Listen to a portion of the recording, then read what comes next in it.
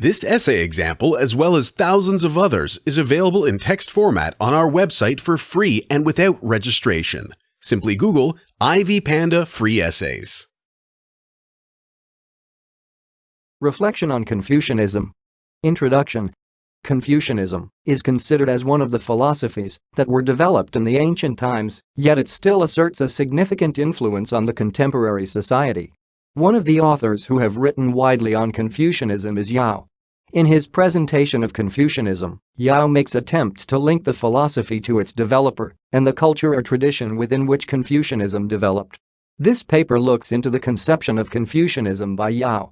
The paper also assesses the classical development of Confucian, the Yijing, the broader view of the philosophy.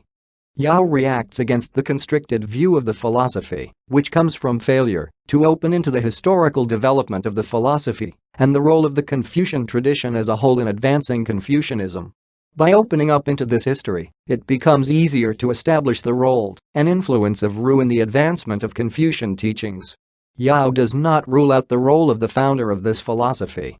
He tries to present a broader picture of the development of the philosophy by picturing it from his tradition and the society from which it developed, rather than basing on Confucius.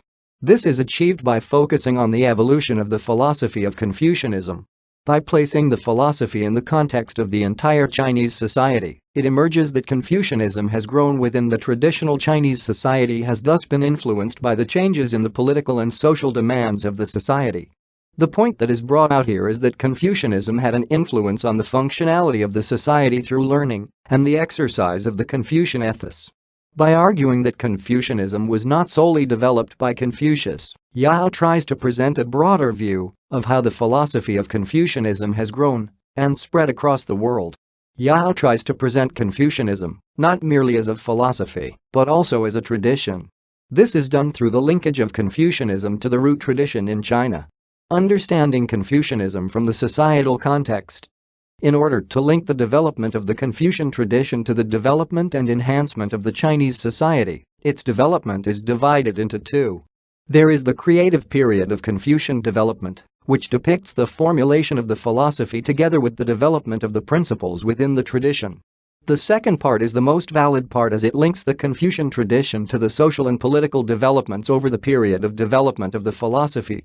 This puts the philosophy in the context of the tradition, thereby moving it away from the focus on the developer and picturing it from a wider perspective. Confucianism is further divided into three epochs. These are the periods of development that are presented in a sequential manner in order to capture the developments in the philosophy and other historical happenings. The main aim of such a presentation of the historical development of Confucianism is to establish its tie with the developments in the contemporary globalized society. The question that leads to this is whether Confucianism can be likened to global culture and spirituality.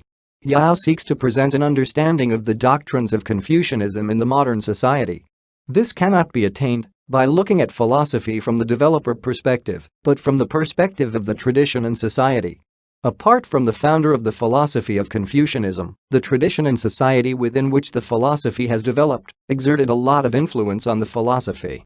This justifies the exploration of diverse dimensions in the development of the tradition. What Yijing says about the role of a Confucian. Of great importance to the development of Confucianism is the translation of the teachings and doctrines of Confucianism into other languages. This is known as Yijing. Yanjing was a curriculum that was utilized in the study of Confucian philosophies. Yijing falls within the main Confucian classics of China. Yijing plays a significant role in advancing the Confucian commentary. The concept of divination has been one of the core concepts in the doctrine of Confucianism. Therefore, translation of the ethical and philosophical commentaries in the Yijing provides a background for understanding the conceptions of divination in Confucianism. Western conceptions of Confucian philosophies are highly founded in the binary translations. The translations in the Yijing can be likened to Western geomancy.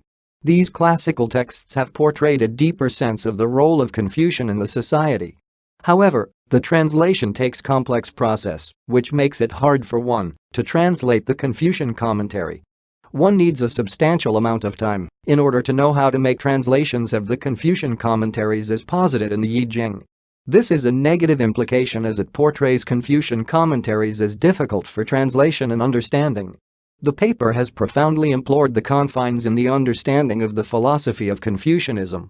From the discussion, it has come out that a clear understanding of the philosophy, more so in the context of the contemporary world, can only be attained through studying it within the context of the tradition and society in which it developed.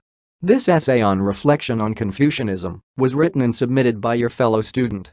You are free to use it for research and reference purposes in order to write your own paper. However, you must cite it accordingly.